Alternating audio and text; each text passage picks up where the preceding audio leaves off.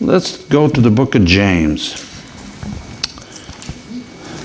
The book of James. And we're going to look at the tongue. The tongue, yeah.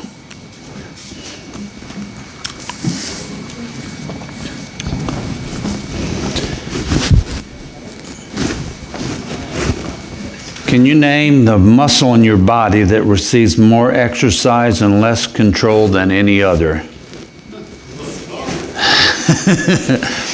Medically, they say it's only a 2-ounce slab of muscle, mucous membrane, and nerve that enables us to chew, taste, swallow food, and articulate words. Redefined in non-technical relational terms, it's a 2-ounce beast sometimes. And I have some verses for you there that I'm not going to have you turn to all of them to let you know that sometimes this tongue is used for these purposes. Psalm 50 verse 19 says, "You give your mouth to evil and your tongue frames deceit." Psalm 52:2 says, "Your tongue devises destruction like a sharp razor working deceitfully." Psalm 52:4 says, "You love all devouring words, you deceitful tongue." Psalm 57:4 says, "My soul is among lions. I lie among the sons of men who are set on fire, whose teeth are spears and arrows, and their tongue is a sharp sword." Proverbs 25:15 says, "By long forbearance a ruler is persuaded, and a gentle tongue breaks a bone."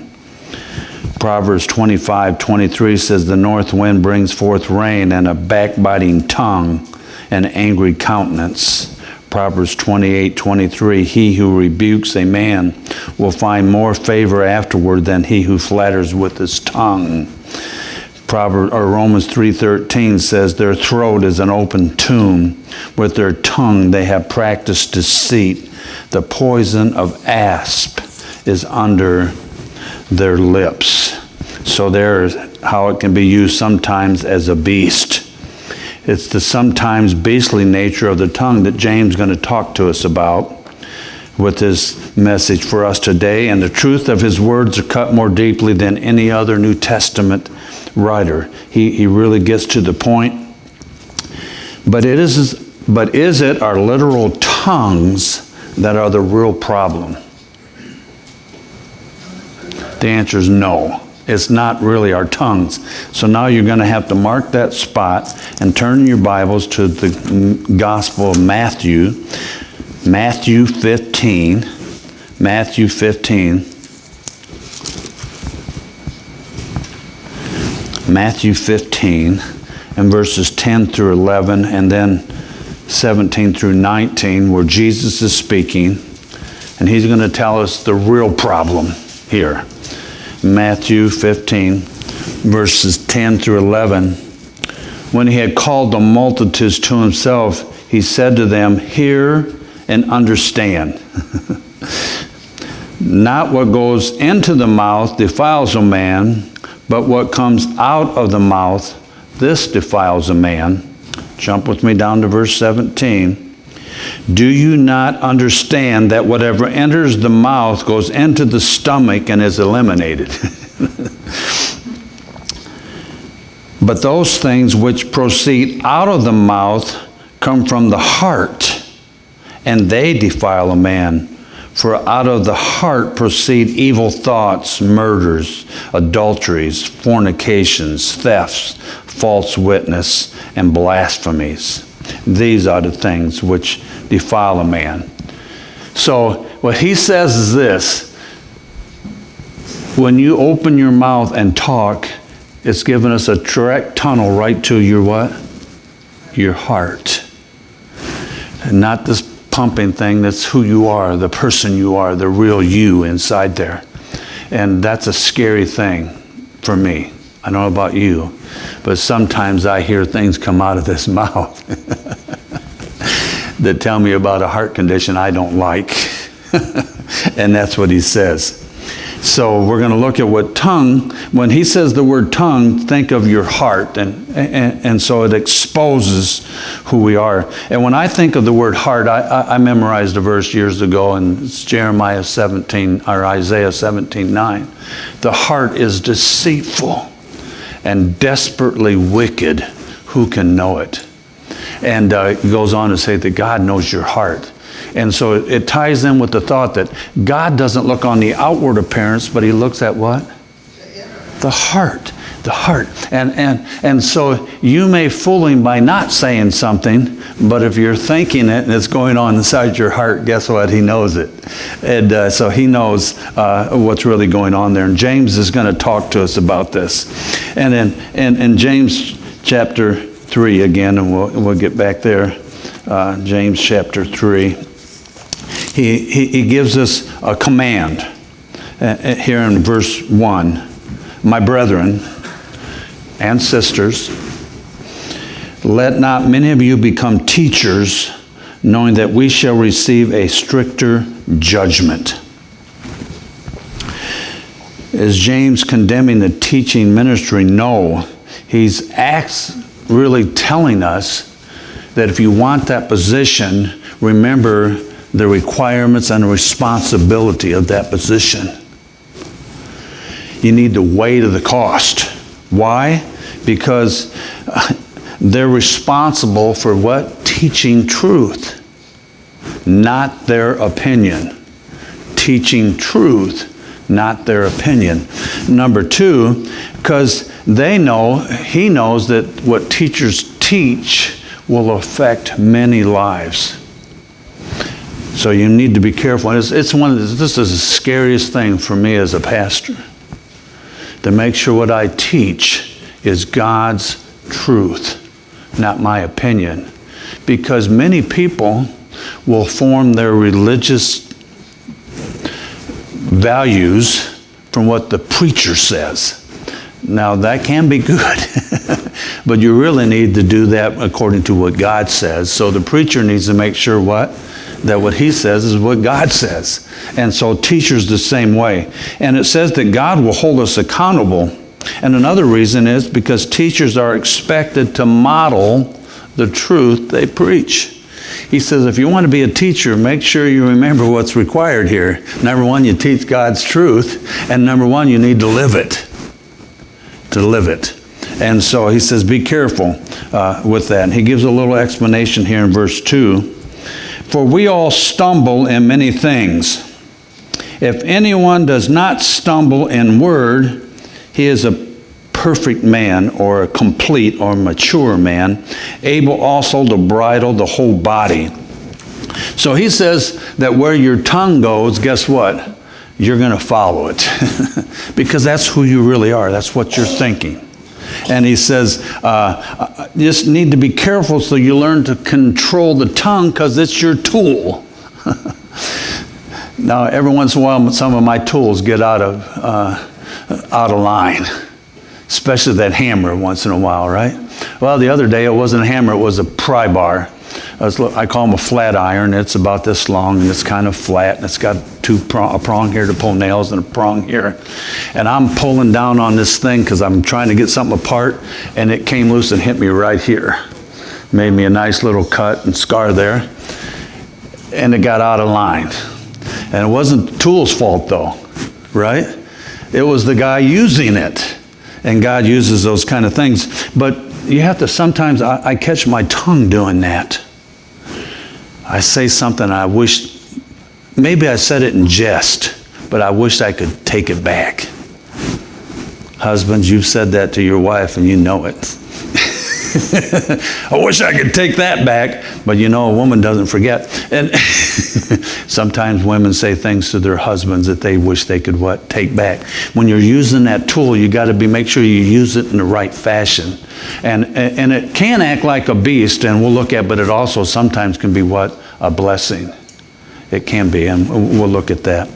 But before we go any farther, I just want to remember that he's not condemning teaching. He's just saying before you rush into the profession without weighing the responsibility. Second, he's not promoting silence. He's just promoting control. Learn how to control your tongue. And that's why I picked that song, the first song. My wife picked the others, but I picked that one. Oh, for 1,000 tongues to sing what? My great Redeemer's praise. That's how I'm supposed to use my tongue. Not using God's name what? In vain. And I know you all have never done that. So, but anyhow, it can slip out, folks, when that hammer hits the wrong nail. Sometimes those things, I got where I can control them on the outside. My buddy always tells it, my buddy Virgil, his vocabulary is a little different than mine sometimes. And he told a lady the other day, we're getting ready to do a project for her, he says, yeah, I've never even heard him swear. I said, on the outside. I'm going to tell you what, it's happened on the inside a few times, but see, God doesn't look on the outside, he what? So who am I trying to fool here?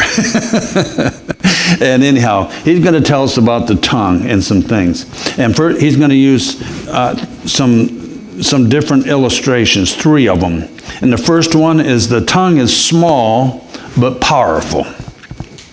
Look at here, verse 3. Indeed, we put bits in horses' mouths that they may obey us, and we turn their whole body. So first he talks about the bridle.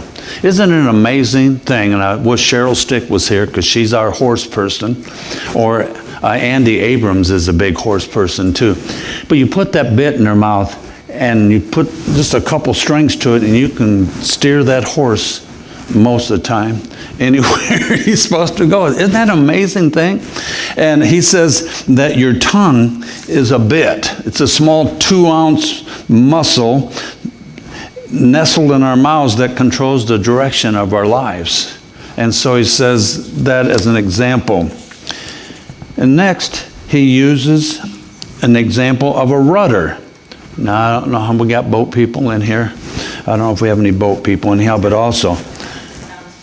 Oh yeah, Tom's not here today, and he's a fisherman. He fishes a lot of a kayak. I said, man, I'd be drowned before I caught much in one of those things. So I had to have something that's a little wider, and it kept me afloat easier. But he says, look also at ships. Although they are so large and are driven by fierce winds, they are turned by a very small rudder where the pilot desires. Ships. He says, and if you know the rudder, that's that little thing in the back that turns like this and it takes you where you're going. And he talked about ships being big, but our ships are bigger today. And I was fascinated with, I don't know if you all knew that what took place in Iran last night, but we've been sending over some things. We bombed 3 facilities there last night. And but anyhow, he's sending over big battleships. And the newest one is the USS Gerald Ford. It is 1,100 feet long. That's 3 football fields, folks, plus a little bit. It can hold 4,500 sailors, up to 90 aircraft. It houses 37 fighter jets. Is that incredible? And guess what steers it? That little rudder. Is that an incredible thing? And I just was amazed with how big they are, because James says that theirs were usually mostly powered by what? By wind. And that wind gets strong sometimes, but it was steered by that rudder. It said, so the rudder of the human body is a small slab of muscle called the tongue. So he says, see how this tongue controls the body like a bit in your mouth, a bridle, and like that rudder. Then he goes on to tell us this in the next verse. Even so, the tongue is a little member and boasts great things. See how great a forest a little fire kindles. And he says that your tongue is like a fire. A little spark, and guess what? So we've been having a lot of fires, and there's a lot of going on right now because we've been breathing some of that wonderful air from Canada. But anyhow, last year in the United States, 7.5 million acres were burned. 85% were caused by humans. 62,277 wildfire, an average of 62,277 wildfires since 2014 to 2024 per year. A little spark. Great fire and destruction. 7.2 million acres burned up. And we know in California and not too long ago in Tennessee, a lot of houses, a lot of buildings, a lot of businesses burned right to the ground. Isn't that something? But you remember that your tongue's like that. And it can have an effect upon a lot of people and do a lot of destruction. It can do a lot of things.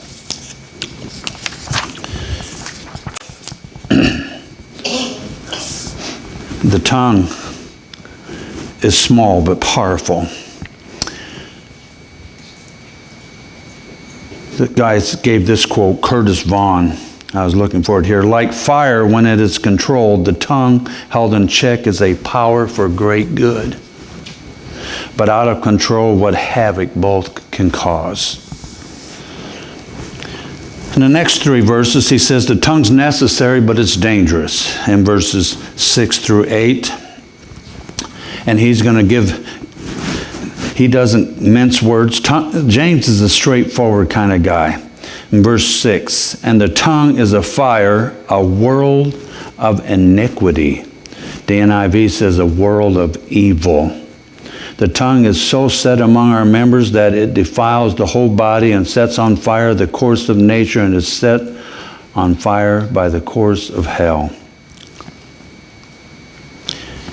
He says your tongue is full of iniquity, full of evil, and your heart, remember we're talking about here, your old nature is set on fire. He said by the fires of hell. It is not the word that you would think sometimes, that word Hades we usually think, but this is Gehenna.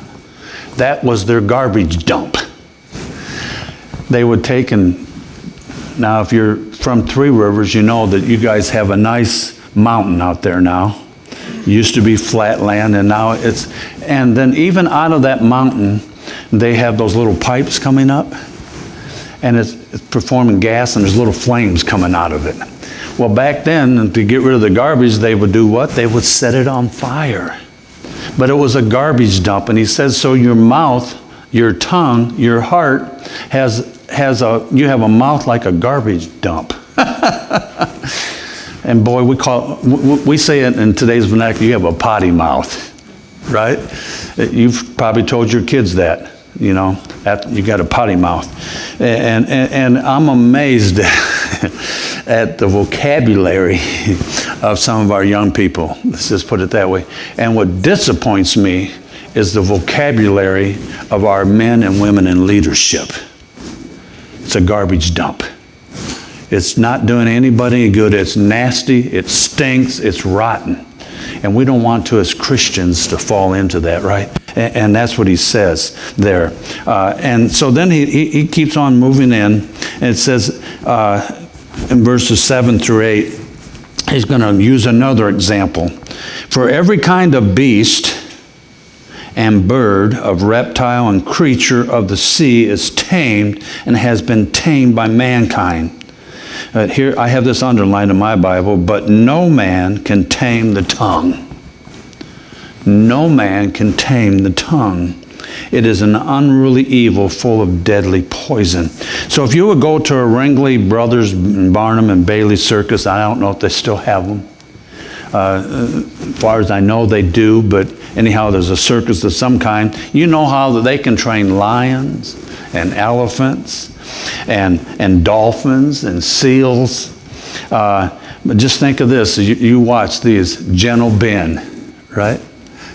And then Lassie, Flipper, and Shamu.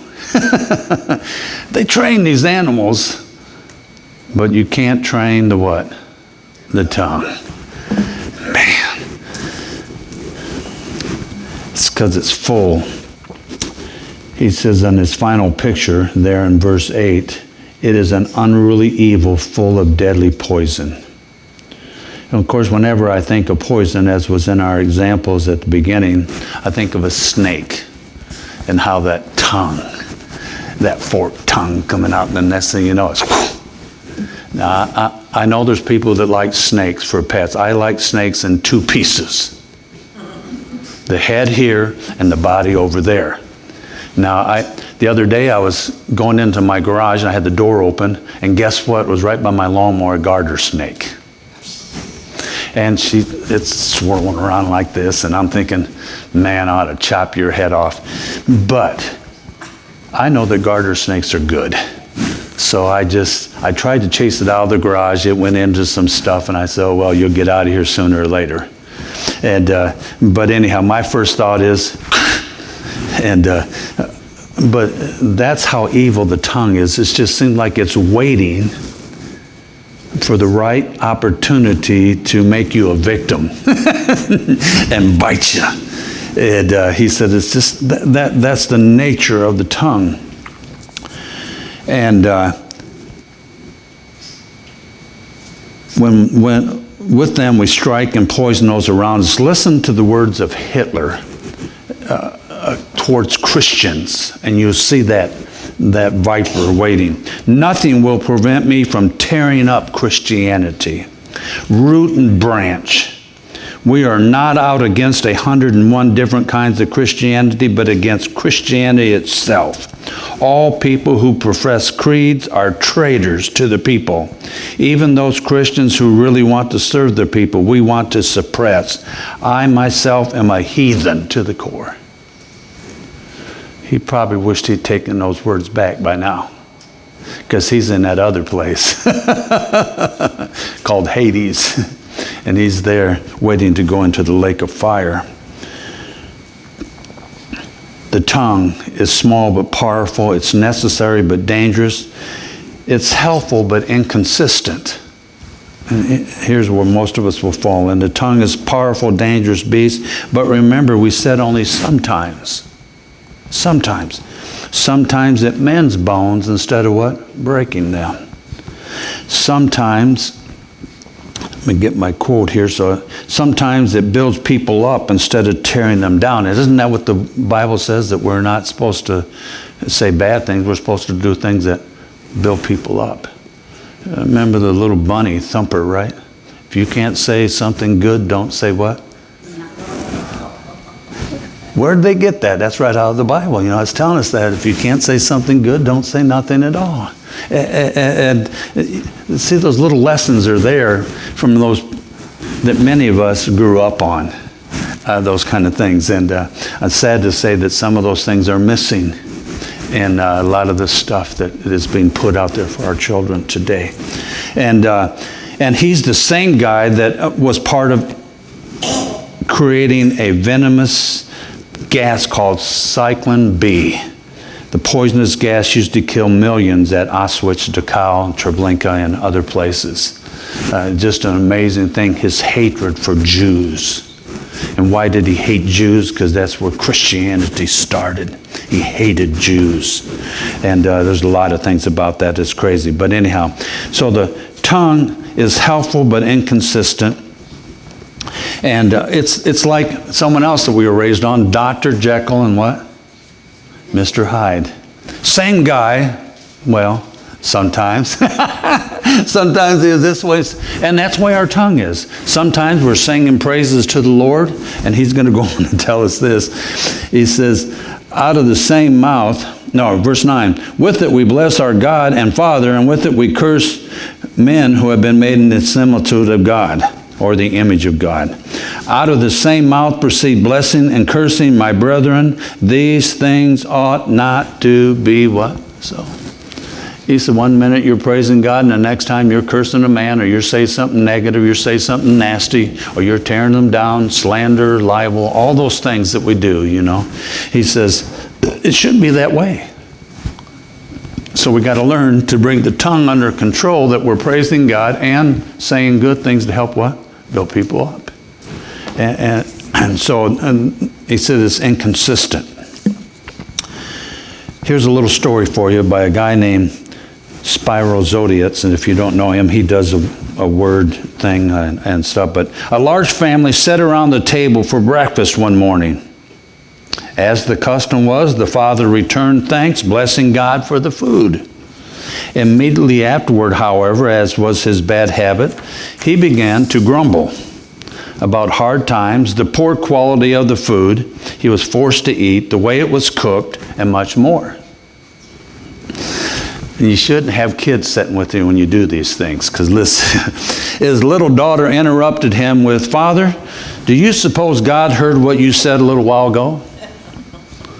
And he said, "Certainly," replied the father with the confident air of an instructor. "And did he hear what you said about the bacon and the coffee?" "Of course," the father replied, but not as confidently as before. And then his little girl asked him again, "Then, Father, which did God believe?" Both, right? That's true, both. Next, James shows how the nature of the human heart is like nothing in nature. And I read those verses. Verse 11, "Does a spring send forth fresh water and bitter water from the same opening?" No. It's pretty evident, right? And he says, "Can a fig tree, my brethren, bear olives?" The answer's no. "And a grapevine bear figs?" No. "Thus no spring yields both salt water and fresh water."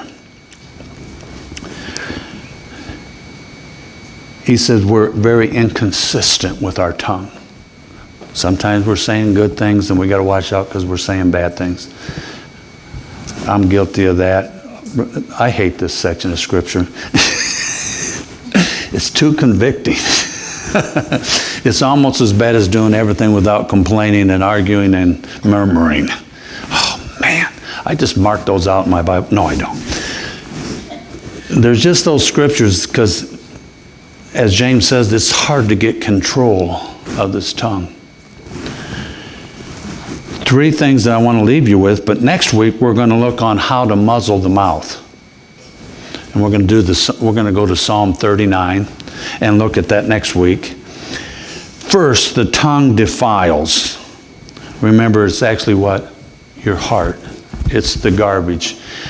And always remember this: garbage in, garbage out. I was taught that in Bible college, and I was glad I was taught that truth. Get the good stuff coming in. What you're thinking about, our memory verse. Remember Philippians 4:8. Just think on the right things. Put the right things in. Take the scriptures in. Listen to good stuff. Listen to good music. All those things, because whatever you take in, watch what you're watching. There is an off switch on that TV. And shut those things off. Watch what you read. All those things you're putting into your what? Your heart. And how do I know that? Because it's going to come out your mouth. It's going to come out your mouth. You may try to hide it. And some people do pretty good until they hit the wrong nail. And those things come spewing out. And I'm thinking, yep, I know I hid those things in my heart because I had a vocabulary that I could talk worse than a sailor. We use that, man, he's got worse mouth than a sailor. I don't know how they got that. But anyhow, because I was never a sailor. But anyhow, the tongue defiles. Number 2, the tongue defies. It defies every attempt for me to try to say, from now on, I'm not going to say that ever again. I'll never say those words again. Give me a break. Because James says, no, you can't control it. And we know that actually, as we'll look at next time together, that is the Holy Spirit that has to teach us to tame the tongue, right? We could rename this Taming the Tongue. The third, the tongue displays what you really are. And that's what I told you, the scary thing. When I hear those words come out of my mouth, or those thoughts, and sometimes I'm by myself, folks, and I say these because no one hears it. Right? God hears it. And I'm thinking, I have to stop and confess, Lord. And I said, Lord, will you help me? That's in my heart. That's in there. That's in there. I need to deal with that. Anger, bitterness, the things I say, it shows who I really am. I don't like it. and then it's between you and the Lord, and you need to deal with it, right? Because it shows who you really are. And so the biggest thing is open your mouth and stick out your tongue and say, ah. Remember at one time, that's how the doctors did. They could tell how you were feeling by looking at your what? Your tongue. So a spiritual person can know how you're feeling by seeing what's coming out of your mouth. The diagnosis is there. And so your tongue looks healthy, but what has it revealed about your heart this past week?